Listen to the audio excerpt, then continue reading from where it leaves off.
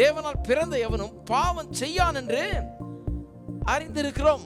தேவனால் பிறந்தவன் தன்னை காக்கிறான், பொல்லாங்கன் அவனை தொடான். தேவனால் பிறந்தவனும் பாவம் செய்யான். பாவம் செய்யான்னா நல்லா புரிஞ்சுக்கணும் பாருங்க. என்ன அர்த்தத்தில் சொல்லப்பட்டிருக்கிறது? அவன் பாவத்திலே வாழ்வதில்லை, தொடர்ந்து பாவத்தில் ஜீவிக்கிறதுன்றது அவனுக்கு கிடையாது. தேவனால் பிறந்தவனாக இருந்தால் ஒருவேளை சில நேரத்தில் பாவம் செய்யலாம், தெரிஞ்சோ தெரியாமலோ சில நேரத்தில் தவறிடுறான் அவன். ஆனால் அவனுக்குள்ள ஒரு பெரிய பாதிப்பு அதன் மூலமாக ஏற்படுகிறது. உடனடியாக தன்னுடைய பாவத்தை அறிக்கையிட்டு அதுக்கு பிராயச்சித்தத்தை தேடிக்கொள்கிறான். இயேசுடைய ரத்தம் அவனுடைய சகல பாவங்களை நீக்கி அவனை சுத்திகரித்து கழுவுகிறது. இன்றைக்கும் அதை செய்கிறது. அவன் தொடர்ந்து அப்படியே ஜீவிக்கிறது. அதை தான் சொல்லி இருக்குது, தேவனால் பிறந்த எவரும் பாவம் செய்யான் என்று அறிந்திருக்கிறோம்.